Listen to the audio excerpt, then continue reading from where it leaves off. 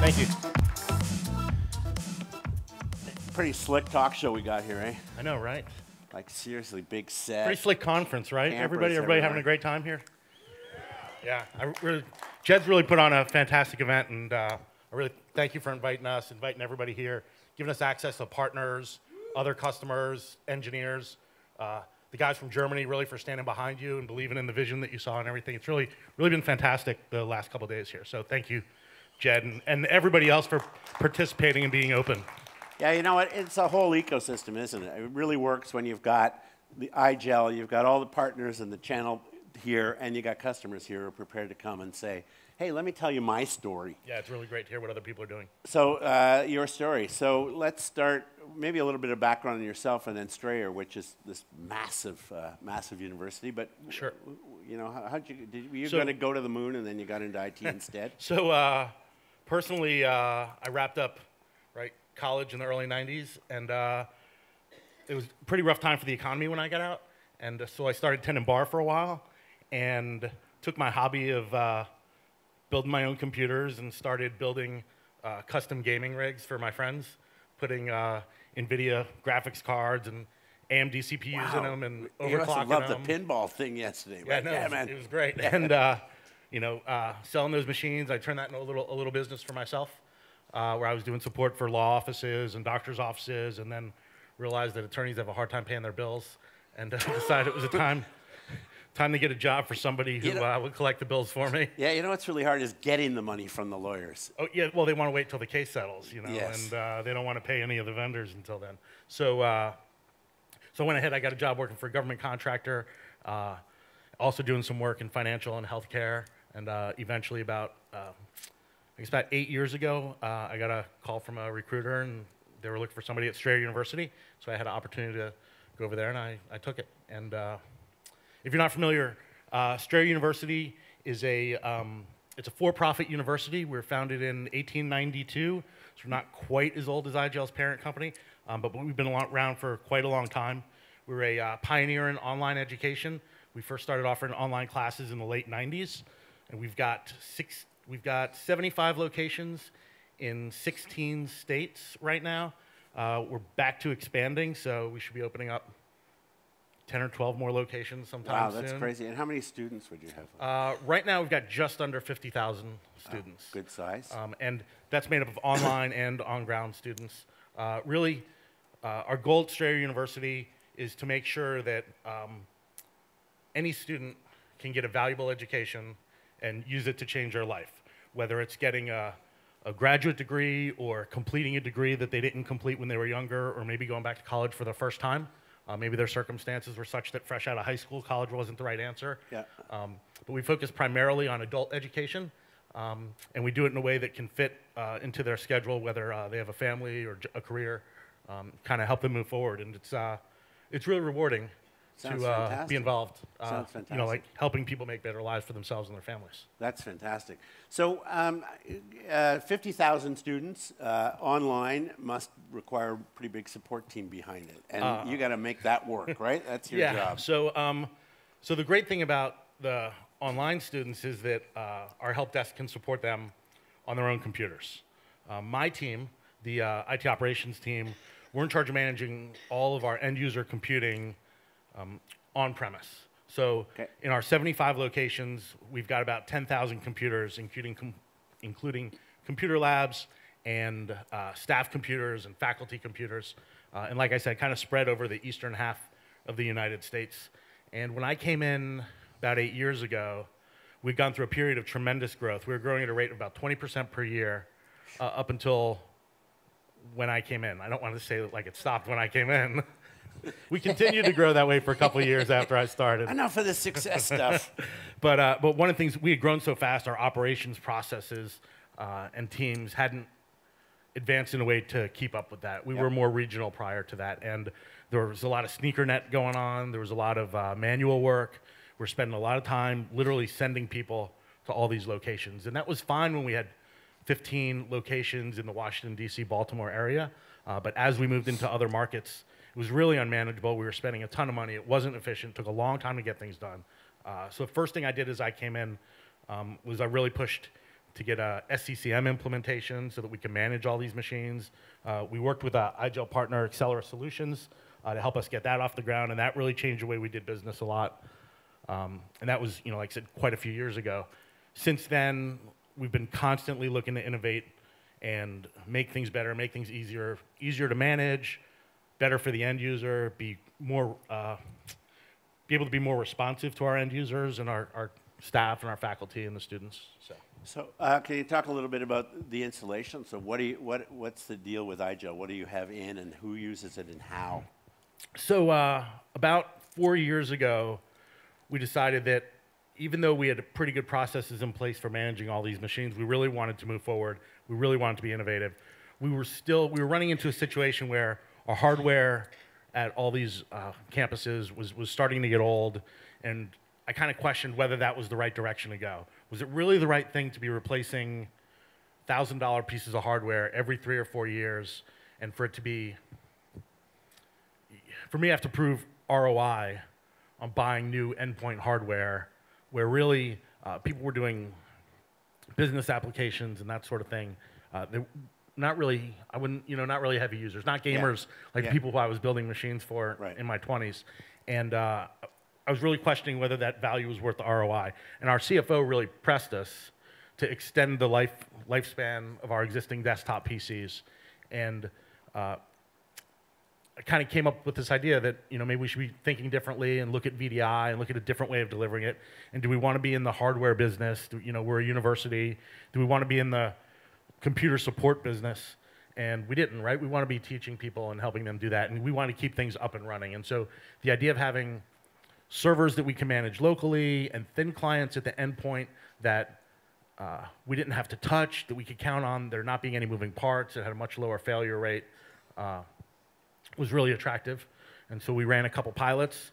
The first one being the idea that we could use Universal Desktop Converter, and I can leverage all my existing 10,000 endpoints at a very low cost and convert them to thin clients just by adding the back-end servers.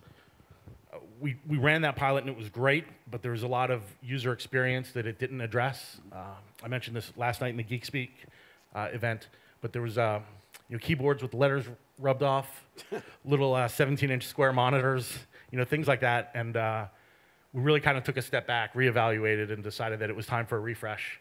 But we were going to do it differently this time, and we were going to look at VDI and that sort of thing. And so we did that pilot. It was successful. It worked well. People's machines were much faster, and selfishly, they were more reliable.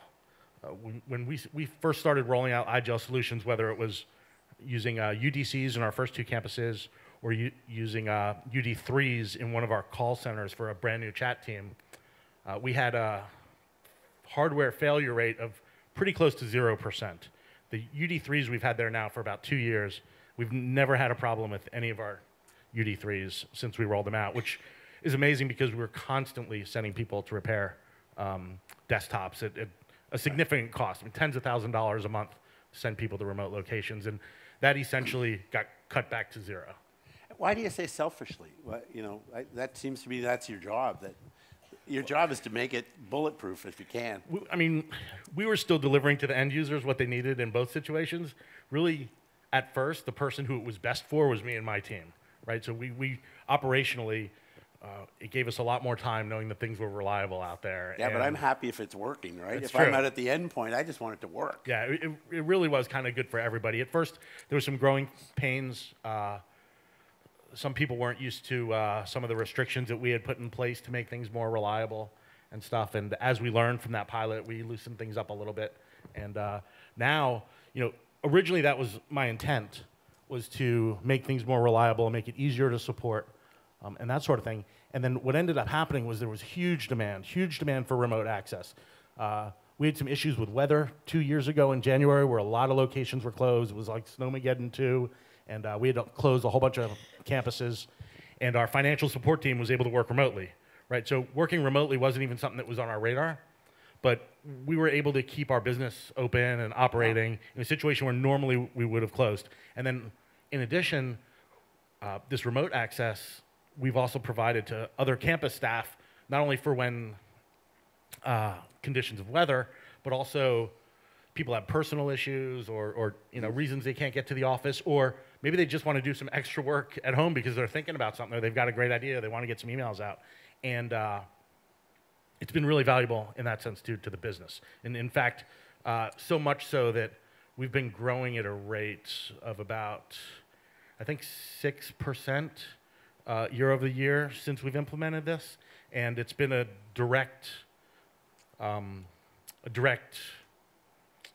motivator, or one of the main reasons that we've been able to do this. We've been able to open up university admissions on Sundays, which is something we were normally closed, and we wouldn't have been able to do it without VDI doing that project, and we wouldn't be doing VDI if it wasn't for iGel. And the reason I say that is because the iGel management software has allowed us to deliver an experience to the end user that's seamless and reliable, but in a way that the end user doesn't know that there's VDI behind it. We worked initially with Jeff Kalberg, and in literally 30 minutes, he had us up and running in an environment that was customized with our branding on it and stripped down in a way that was secure and easy to manage. We could push out changes if we needed to, or do troubleshooting if an issue came up with the network, which it did, and iGel saved us on that. And ultimately, just the end user experience has been fantastic with the reliability and with that remote access and all that sort of thing. And it's been revenue generating as well. And I've been able to, so I haven't said specifically what we did, but we had 75 campuses and we converted 25 of them to iGel and VDI this past fall. We rolled out to those 25 campuses in, I believe, 20 days. We converted everybody at those campuses. That was sending people to each location, sometimes more than one location per day, and using the features that are built into iGel. Literally, the contractors I'm sending there were not even technicians, just people standing something up on a desk. And it even happens now when we get a new employee at a remote location. It used to be a big operation to send a computer out there, have it be re-imaged, have it be prepared for the new user.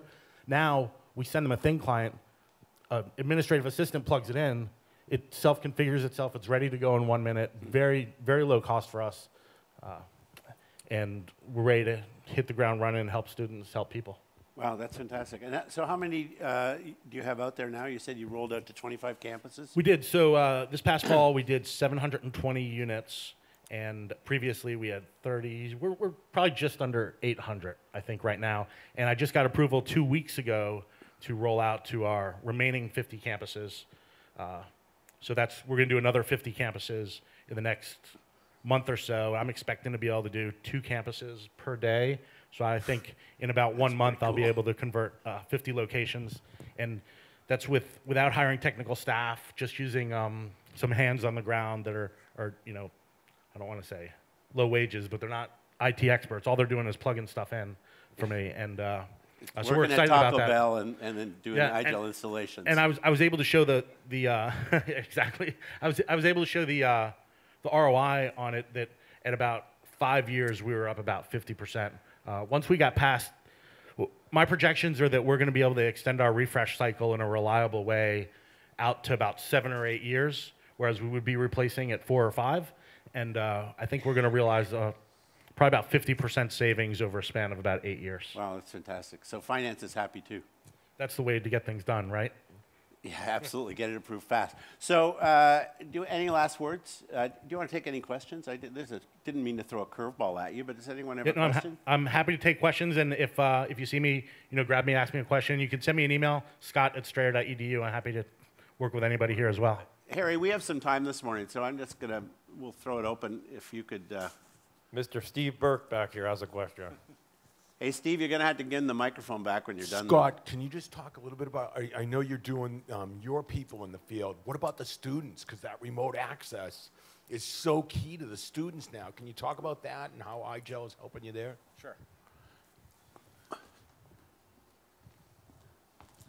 So I had in my mind, another really great idea about how we can help the students, and that was to eliminate all the computer labs. So I'm in the process we started giving students their own computer. So when you register to be an undergraduate student at Strayer University, we try and set you up for success, and we deliver laptops for every student. So right now, our focus is on the staff and faculty. Yeah. But we're giving students the tools to be able to take classes online and work from home and that sort of thing. So right now, really, we're not leveraging VDI or Zen Desktop or Zen App for students, but it's something that in the future, we're definitely going to be looking to do to make sure that they've got a reliable experience. We're looking to leverage AWS or workspaces as a way to host that. But right now, instead of replacing all those computer lab computers, kind of our decision was made, we're just going to give students computers so that they have everything they need. Wow, that's fantastic. How many students again? Just under 50,000. 50,000. Okay, well, that's part of the 50 billion things coming online soon. Yeah. Anyone else? All right, Scott, that was fantastic. Thank you so much. Really appreciate you joining us. And I know I speak for iGel saying thanks. Thanks for your support.